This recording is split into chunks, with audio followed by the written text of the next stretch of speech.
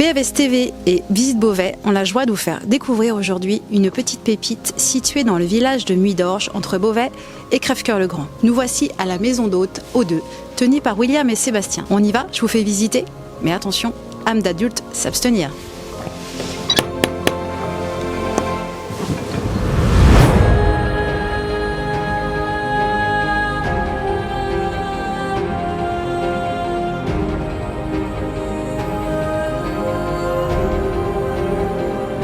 Bonjour William. Bonjour. Merci de nous accueillir chez toi. C'est un plaisir. Donc nous sommes à la maison d'hôte O2, tenue par William et Sébastien. Donc raconte-nous un petit peu l'histoire d'O2. C'est une longue histoire. Donc O2, c'était un coup du hasard en fait. On cherchait une maison désespérément autour de Paris et on a trouvé cet endroit qui était au début une ruine. Et 5 ans et demi après, on l'a transformé en un lieu pas comme les autres. Alors on va tout de suite aller voir le jardin puisqu'on rentre par le jardin. Alors nous voilà plongés dans le jardin tout de suite avec une musique d'ambiance. Raconte-nous un petit peu le concept plus en détail de O2. En fait, on a fait une maison d'hôte comme nous voulions qu'elle soit. On a fait beaucoup de maisons d'hôtes autour en France, on a visité des châteaux, des manoirs, etc. Et on voulait un concept un peu différent, un voyage hors du temps, comme un théâtre. Donc quand vous rentrez dans la maison d'hôte O2, et vous rentrez dans un décor, dans une scénographie avec le son, les couleurs, les saveurs. C'est vraiment une immersion totale, une immersion des sens. Et vous changez de monde, hors du temps, vous rentrez dans une histoire, on vous raconte des histoires. Et puis on essaye de faire parler l'enfant qui est en vous. C'est ça qui est important, qui est essentiel. Tout à fait. Et donc là, il y a 3 suites. Vous avez imaginé 3 suites avec 3 noms aussi liés au thème. Donc je te laisse nous les présenter. Alors oui, on a voulu 3 suites d'abord parce qu'on voulait beaucoup de volume. On voulait des très grands espaces, des chambres avec des salons de douche, avec des salons de lecture, et pouvoir s'exprimer à travers ces mêmes décors dont je parlais tout à l'heure. Et donc chaque suite est très différente, mais toujours avec cette approche coloriste. Moi je dis toujours ici qu'un caméléon il se suicide direct. Alors il y a la suite légende, la suite voltige et la suite première loge. Donc légende est autour des contes de fées, des histoires qu'on nous raconte quand on était enfant, mais des enfants de 212 ans. Hein. Voltige est plutôt circassien. Et première loge, là, vous êtes carrément dans la loge d'une artiste de théâtre. Très bien. On y va ? Tu nous montres ? Avec plaisir.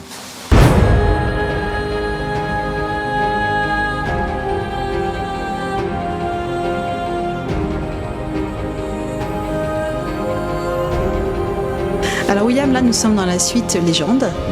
C'est une de mes préférées parce qu'il y a toujours des petits détails qui rappellent nos histoires quand on était petit. Donc raconte-moi un petit peu l'histoire de cette citrouille.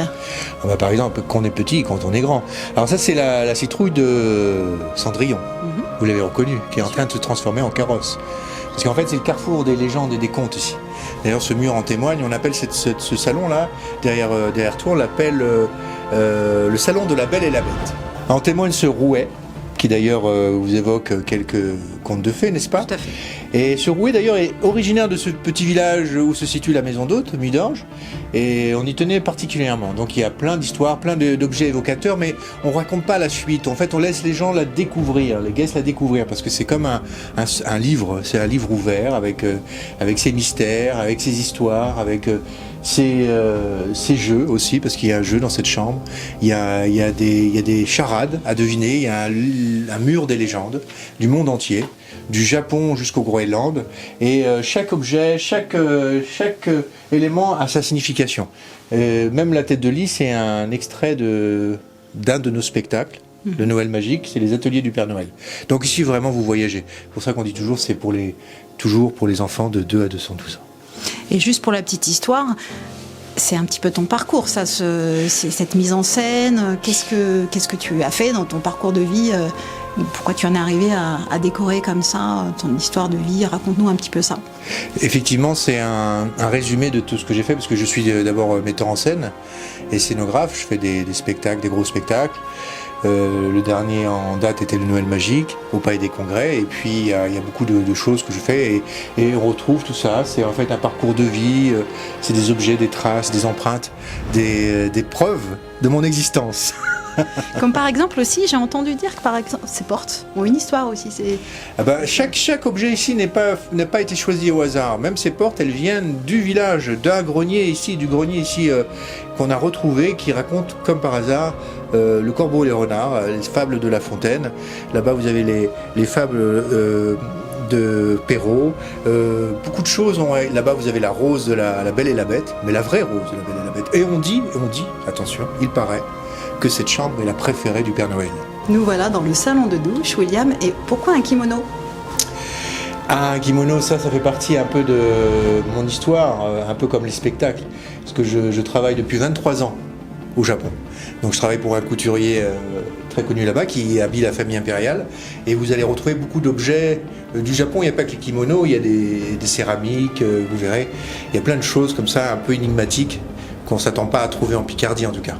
J'ai même vu que tu mettais des petits bonbons japonais dans... Des petits chocolats de Kyoto, absolument.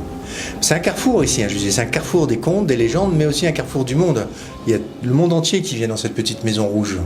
C'est tout le sens du détail en fait, c'est ça qui est génial chez O2. On est toujours surpris par tous ces petits détails, cette petite attention que vous donnez à vos hôtes. Ben c'est ça, c'est capter l'attention justement. C'est enfin que les gens puissent se dévier de leur portable, de leurs soucis, de leurs montres et d'ouvrir les yeux, leurs sens, leurs oreilles et de pouvoir enfin voir les choses. Moi je vois ici des couples, des trentenaires par exemple qui sont par terre en train de jouer aux osselets ou lire un livre, et ça c'est génial plutôt que de taper sur un portable ou un mobile indéfiniment. Bien sûr, et vous remarquerez d'ailleurs qu'il n'y a pas de télévision dans les chambres. Oh, quelle horreur. William, tu nous montres la suite Voltige? Avec joie. Tu nous dis un petit mot en japonais? Omme ni kakarete koe desu. Domo arigatou gozaimashita. Dozo.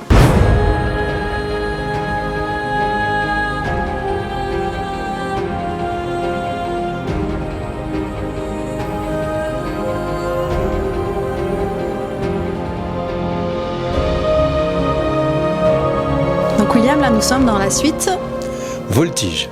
Parle-nous un petit peu de ce thème et de cette décoration.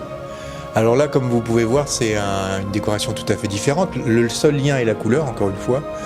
Et on a voulu faire une ambiance très circassienne qui reflète aussi les spectacles que l'on fait ou les collaborations que l'on a artistiquement.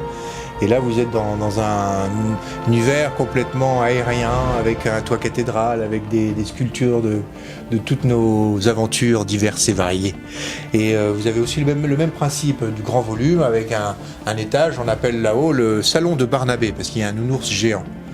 Et on a toujours le salon de douche, avec beaucoup d'espace, la coiffeuse, la salle de maquillage, et surtout tous les trapèzes, et tout ce qu'il faut pour les voltiges. Monsieur du décor, il est interdit de faire de la vraie voltige dans cette suite. William, on va voir la dernière suite, première loge? Allons-y, de Let's ce go. pas. Donc William, là nous sommes à l'entrée de la troisième suite, première loge. Il y a une histoire avec cet escalier en colimaçon. Effectivement, ce colimaçon est d'origine en fait, parce qu'il y avait une forgeronne qui habitait ici avant. Donc on l'a gardé, on l'a restauré, on l'a mis au goût de O2.